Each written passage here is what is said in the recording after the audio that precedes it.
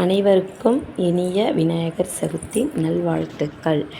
இன்றைக்கி பார்த்திங்கன்னா எங்கள் வீட்டில் மண் பிள்ளையார் வாங்குறதுக்கு முன்னாடி எனக்கு ஒரு ஆசை இருந்தது, சின்ன ஆசை. என்னென்னு பார்த்தீங்கன்னா கல்லில் ஒரு விநாயகர் வாங்கி வைக்கணும்னு சொல்லிட்டு. ஸோ அதனால் வீட்டு பக்கத்தில் இருக்க ஒருத்தவங்கக்கிட்ட சொல்லி இந்த கல் விநாயகர் நான் வாங்கியிருந்தேன். இந்த கல் பார்த்திங்கன்னா பச்சை கல்லுன்னு சொல்லியிருந்தாங்க.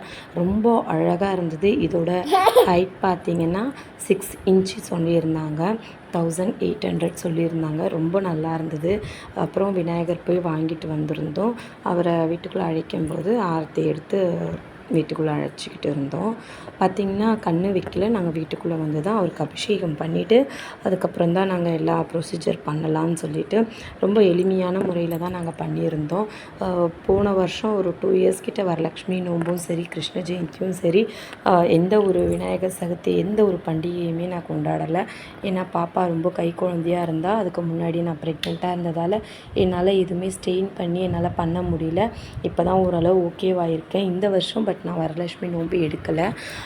முடிஞ்சால் வேறு வீடு ஷிஃப்ட் பண்ணுற ஐடியாவில் இருக்கும். அந்த வீட்டுக்கு போனோம்னே நவராத்திரியில் வரக்கூடிய ஏதாவது ஒரு வெள்ளிக்கிழமையில் வரலட்சுமி நோம்பு எடுக்கலான்ட்டு ஒரு பிளானில் இருக்கேன். அப்படி இல்லைன்னா நெக்ஸ்ட் இயர் தான்.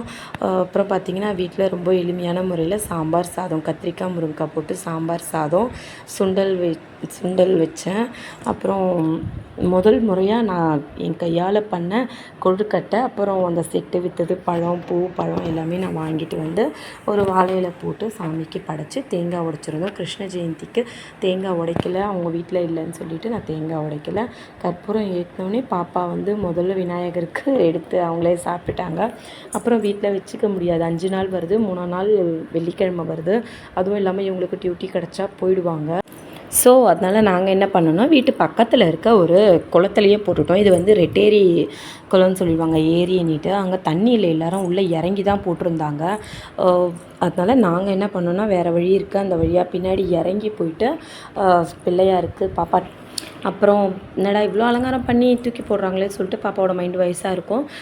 குளத்துல பிள்ளையார நம்ம கஷ்டம்லாம் தீரணும்னு சொல்லி வேண்டிட்டு தூக்கி போட்டு ரிட்டன் வீட்டுக்கு வரும்போது பாம்பு தோல் உரித்து போட்டிருந்தது. இந்த பாம்பை தான் வந்து 2 மந்த் முன்னாடி எங்கள் வீட்டுக்கார் லைவாக பார்த்தாரு. ஒரு 11 o'clock இருக்கும் நைட்டு. அதே சைஸ் தான் தோல் உரிச்சிருக்கு பாருங்கள். Okay, thank you, bye guys.